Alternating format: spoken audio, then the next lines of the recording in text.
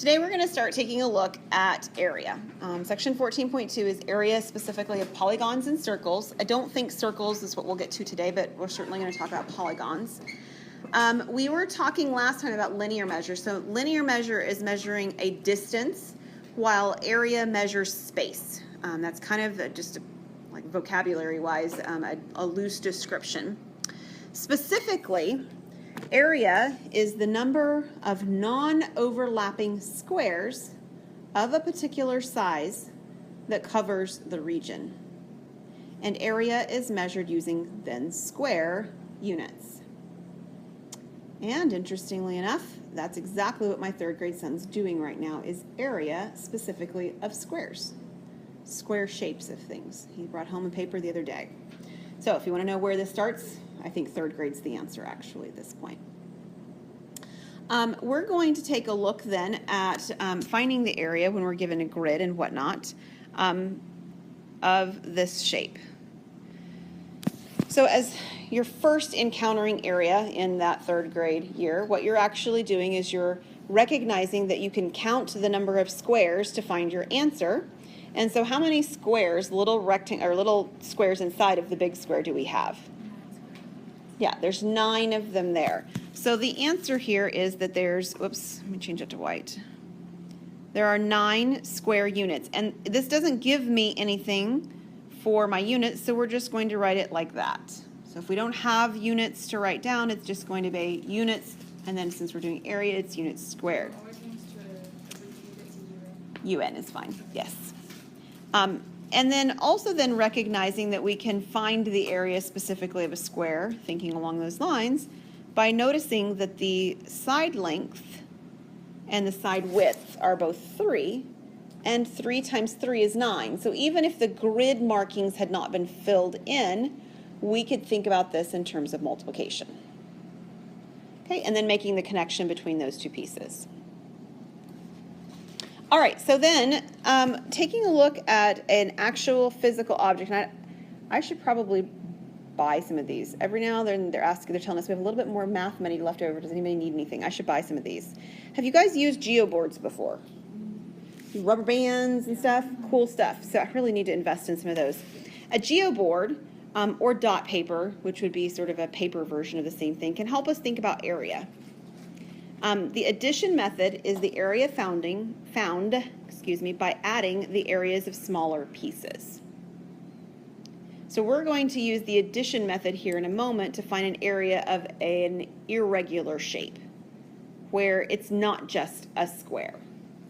And once we have a square, of course, moving into the idea of looking at, rectangles and stuff is pretty smooth. But there's going to be some odd shapes that don't always work that way. So our example that we're going to look at is this one. This is not a square. Shocker, I know. However, I can break it apart into images that are easier to work with and either find or approximate the area using squares.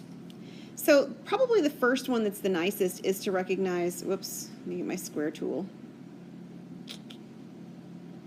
is to recognize that this piece right here is a square.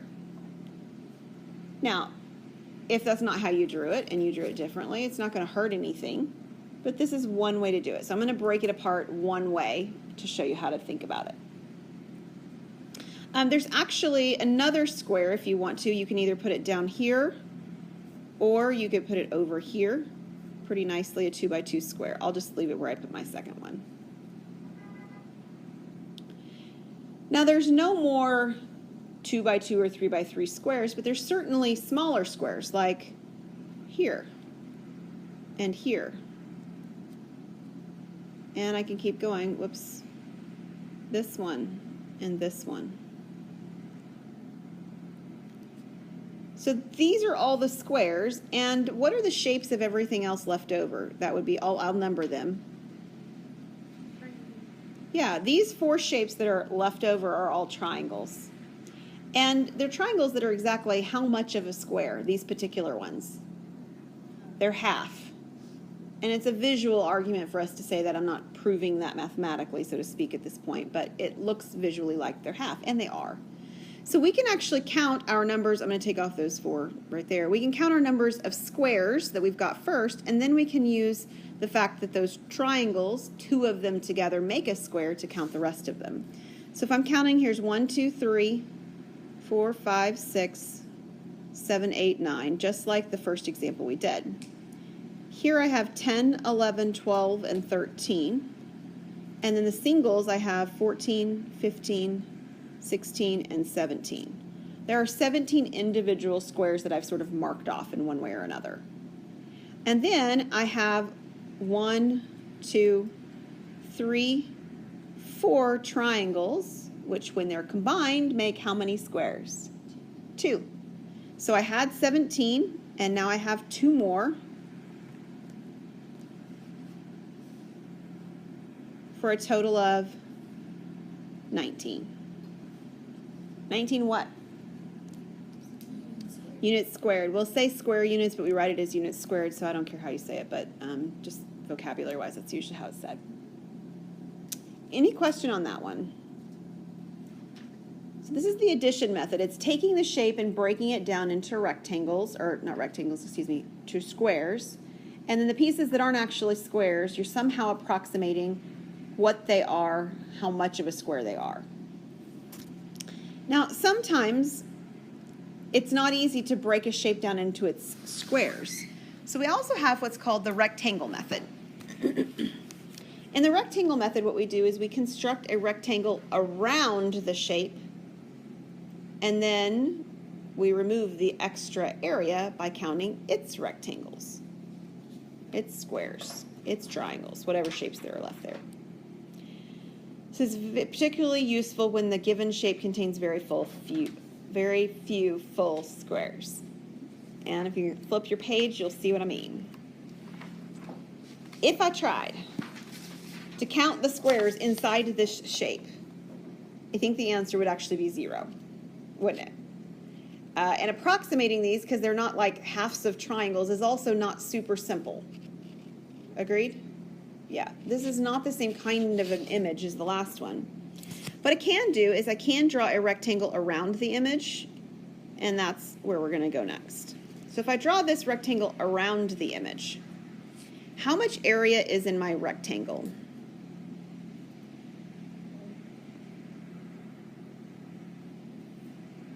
Okay, what was that? 12. Is everybody good with 12? Okay, good.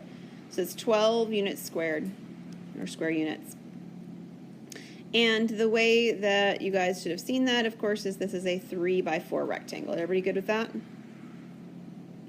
That's terrible. Let's try that again. All right, a 3 by 4 rectangle. And then what we're going to do is we're going to do kind of like what we did on the last one and count the rectangles, or count the squares. But we're going to count the squares outside of the object, because there are some of them in this one, right? Some full, 1, 2, 3, 4. So there's at least 4 full squares that I counted. Did everybody get 4? So we're going to have our 12 for sure. And we know we're going to remove those 4 squares from our rectangle, outer rectangle shape. But we're going to try and approximate the other pieces that are also left over. For example, if I were to combine this little shape with this one, that almost looks like a full square, right? And this is an approximation, so it might not be exactly a square, but it's pretty close. So I've got 1 right there, so I'm going to number them as I go. That's my first one. If I take this one and this one, it looks also like it'd be about 1, approximately, right? So that would be my second square. Let me change colors. How about a green one? If I take this shape here and this one, again, it looks like it might be a little bit more than, but it's pretty close to a full square, so that's 3. And if I do this little piece right here and this piece right here, It's not quite a square, but again, it's pretty close. That'd be like 4. And I've got this 1 here at the top, and you might look at this and say, okay, well, it's not a full one, but you know, maybe it's a half. I could go with a half. I mean, it's a little bit more than a half, but I've gone a little bit under, a little bit over on several places, so this is pretty close to a half. So if I count all them up, I had 4.5. And if you wrote down 4 and I wrote down 4.5, those are both approximations that are pretty close together, so we're still on the same page. Does that make sense for everybody? So what would 12 minus 4 minus 4.5 be?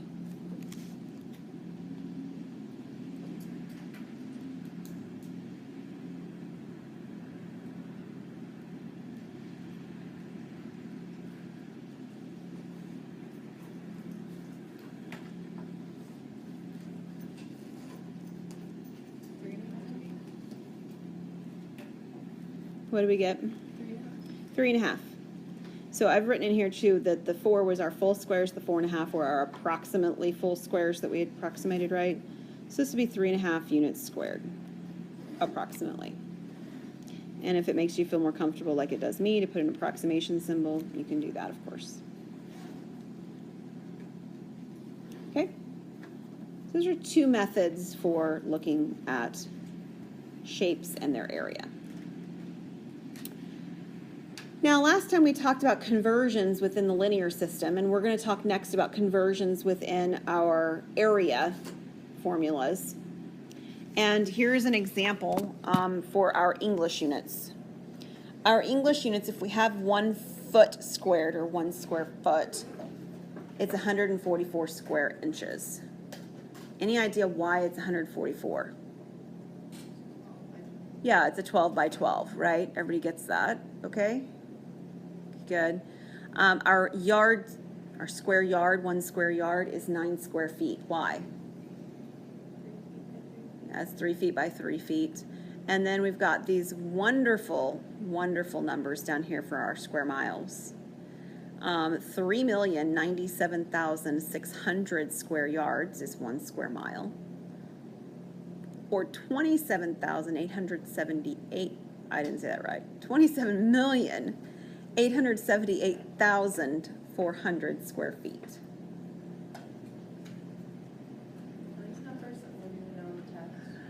We'll talk about that when we get to the test. It's not something you would memorize. I need to look back on what I've done in the past. Either it's something that I'll request that you write on your note card, or it'll be something that I'll provide for you. So I'll make sure that you have access to that, because I mean, like, you should know that there's 12 inches in a foot, but I don't think you need to know that there's 3 million some odd square yards in a mile, square mile. I don't think that's a necessary conversion. So, all right, we can do wonderful things, of course, with the metric system as well, because we've got powers of 10 that make them a lot easier to work with. So you'll notice these are comparisons back to square meters. And while we normally compare things and we just have an extra one place, right, 1 place value that we move them, because we're squaring everything, if we go between 2 of them, we move 2 place values. Write these down and then I'll show you sort of visually speaking what I'm talking about.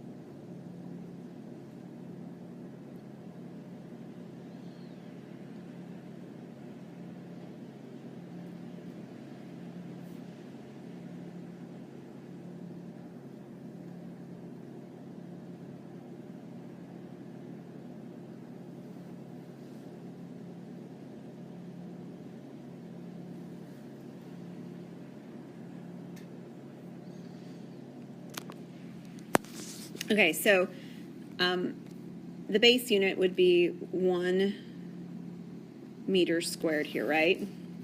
And normally if we went to, up here, to decameters, it would become 10, correct? We would, if you will, add on another 0. But what you'll notice is that as you move up this chart, how many zeros actually get added each time? 2 zeros. And the reason that's happening is because you're putting a 0 and you're doing it twice because it's squaring that factor. Okay? And the same thing as you're moving down the table. If you go down, you move the decimal place 2 locations each time because it's square units. What do you think would happen if we were doing cubic units? We would move it 3 decimal places every time, and we'll get there, and I think it's section 14.3, where we do this with cubic processes. Now, for the processes that we're doing, we're going to do a couple of conversions, one with English units and one with metric units. This is the one we have on number 4. It says that we're going to convert 3,000 square feet into square yards. So we did fences, I believe, last time when we talked about this. So I'll set up that fence again. Right. And we have 3,000 square feet like this.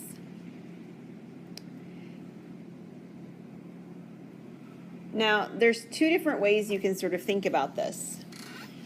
One of them is I just gave you a table that talked about feet and yards, right? And you could actually physically use what's in the table, which says 1 square yard is 9 square feet. So over here you could write down 9 square feet and 1 square yard. Okay? And that's totally fine. Another way of doing that is to recognize that yes, I need feet on bottom and yes, I need yards on top. And the ratio typically between feet and yards is that 1 yard is 3 feet. But of course, I need square units, correct? So I get that by squaring these values. That's actually how I think about it, because then I have to remember fewer conversions. But it's up to you. Either one is perfectly fine. Do remember then that this becomes a 9 because it's 3 squared if you're going to go that route. So we would end up, of course, canceling our feet, our square feet. We would end up with 3,000 divided by 9, which is what?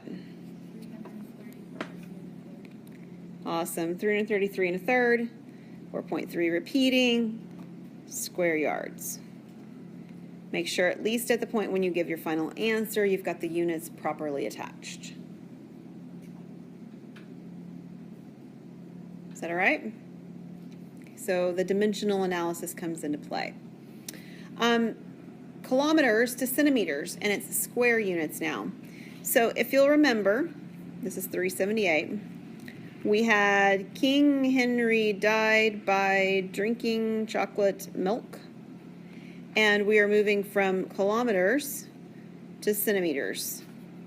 So how far, how many places does that move it from what we've done before?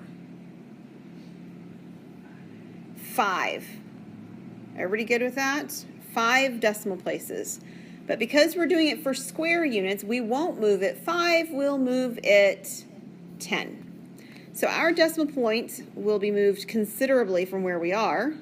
10 places. I don't know if I got enough, so we're going to count. The decimal point starts out here. And from kilometers to centimeters, I move to the right. So I'm going to move the decimal point to the right. That's why I've tacked the zeros on the end. And I need to move it 10 places. So this is 3, 6. I didn't get enough zeros. 9, and then there's 10. So I actually have the number 378, and then I have 10 zeros. Let's see if I can get the commas back in the right spot. I think it looks like that. Okay, so if I'm looking at it right, I believe that's 3,780,000,000,000. That's what I have. Is that what you have? And then it would be centimeters squared. So I know that there's a spot right here for it, so I don't have space in that spot, so I'll just write it down here at the bottom.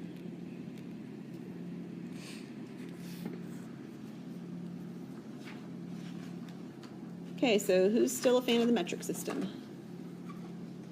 Working in it's pretty nice. It really is.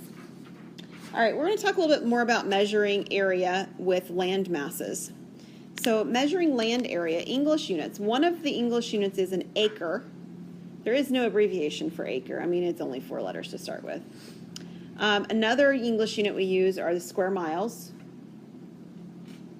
A metric unit, not to be confused with the English unit, is an are, A-R-E, but it's pronounced air. And a hectare,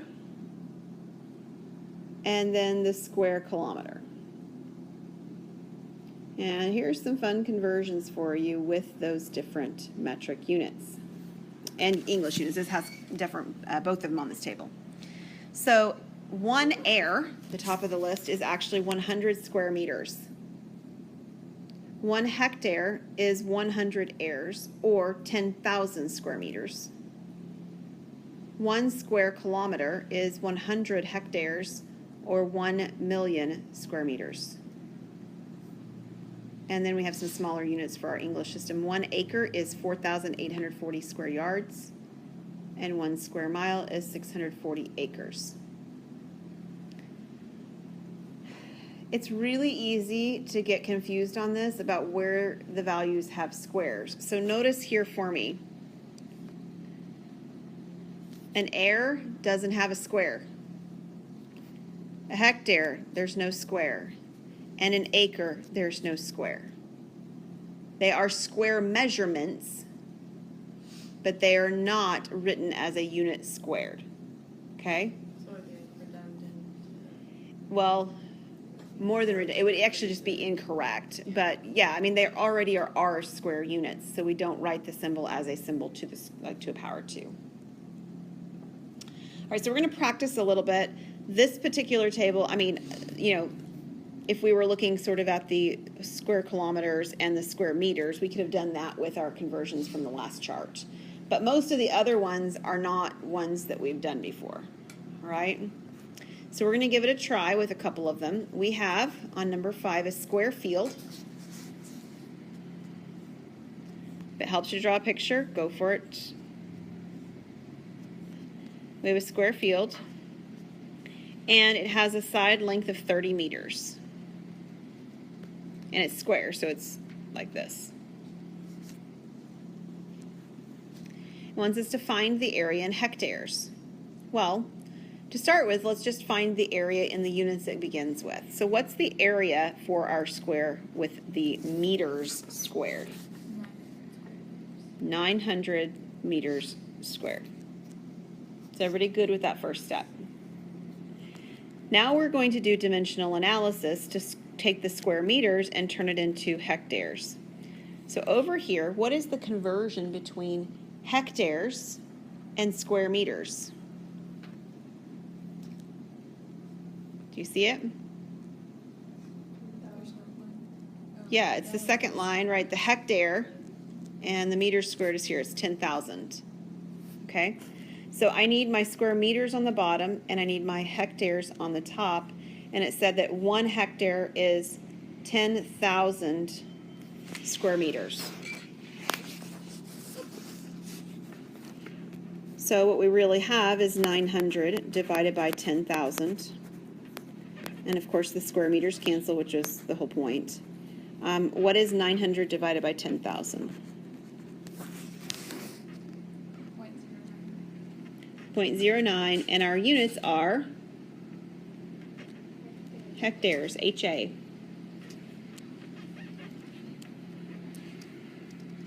Now, if you compare that 0.09 to the 900, did the decimal point just move? Yeah, I mean, that's because these were both powers of 10. It's just more difficult to discern exactly how many places they're going to move when we're not working within the standard kilometers, hectometers, and all that kind of stuff that we had from the other chart. Okay, let's do another one. A square field, again, has a side length of 0.3 miles. So I've got 0.3 on both sides. And it wants me to find the area in square yards. So these are in miles. So let's start out with finding it in square miles. What is the area going to be for this shape?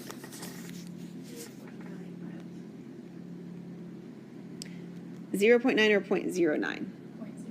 Yeah. Okay. So either 0.09 or 0.09 square miles.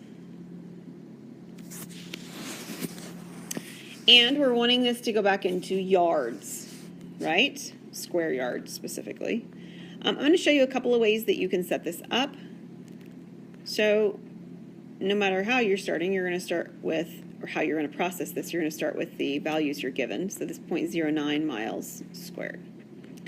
Now if you use this table over here, the square miles and the square yards are not on this table. Like there's not a direct conversion line, correct? Where there's miles on one side and then the other side. There's two ways you could do it. You can use, if you want to use this chart, you'll notice that the square miles here can be converted into acres, right?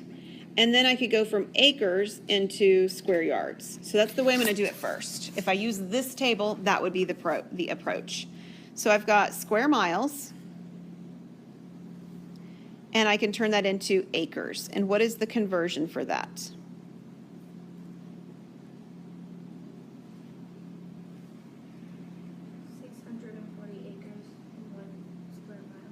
Fabulous.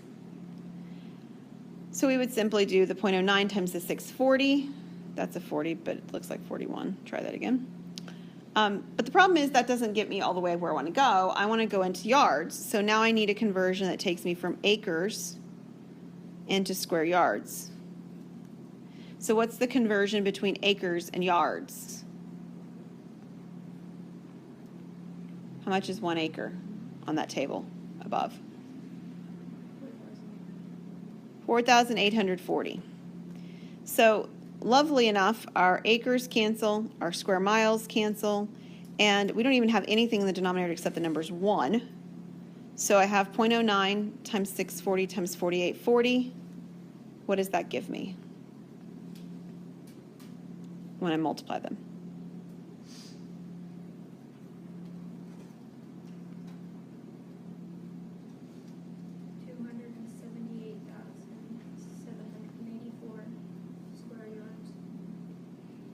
Fantastic.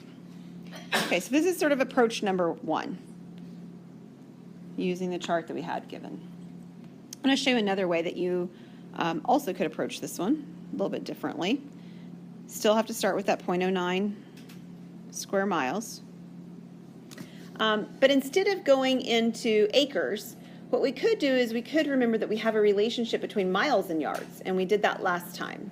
So does anybody remember when I put miles here and yards here, what the ratio is between miles and yards? 3 million. That's square, not the square ones from last time. I had a conversion last time when I did linear measures. There was a conversion between miles and yards.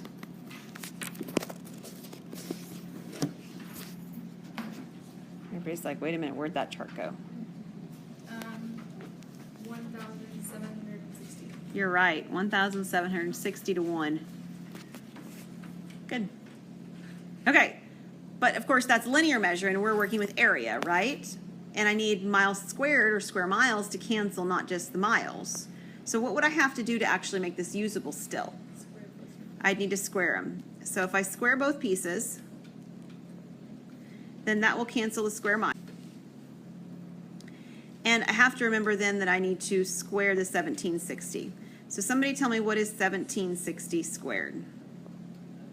I'll just write the number down right here beside it so that we remember. I don't even have it written down on my paper, so I have no idea. 3,097,600. Where was that? Was that on the very first chart? Yeah. Oh, yeah. Thank you. That's the one you were looking at before too, wasn't it? Yeah. Sorry, you're right. No, it's okay. 3,097,600.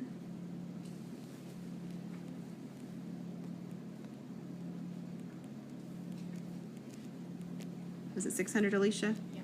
Okay, cool. So we can multiply the 0.09 by the 3 million number. And hopefully it's no shock to you, but you will get 278,784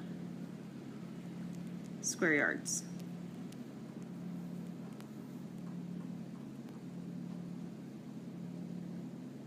I bring it up because I want you to realize that there's often more than one way to do these conversions when there are multi-steps that are involved. So especially when we get to square and cubic units in these next two sections. All right, the last thing we're going to do is I'm going to talk about 3 area formulas, and then we'll stop for today and we'll pick up next time, okay?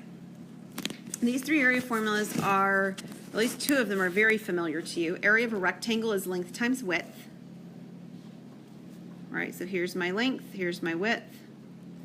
And then if I skipped over that, the area of a triangle is also very familiar to you. It's actually 1/2 base times height. And the one that's sort of sandwiched in between is probably the least familiar to you, and that's the area of a parallelogram. A parallelogram, if you will, is either, you can think about it as being a slanted rectangle. That's one way, right, in terms of its formula.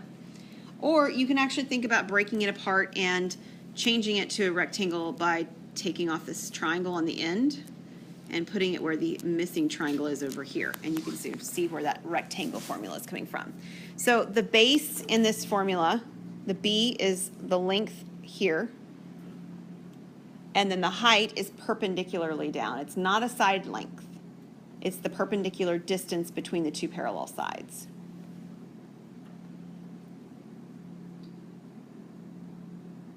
And we will pick up next time with examples of how this applies to our shapes.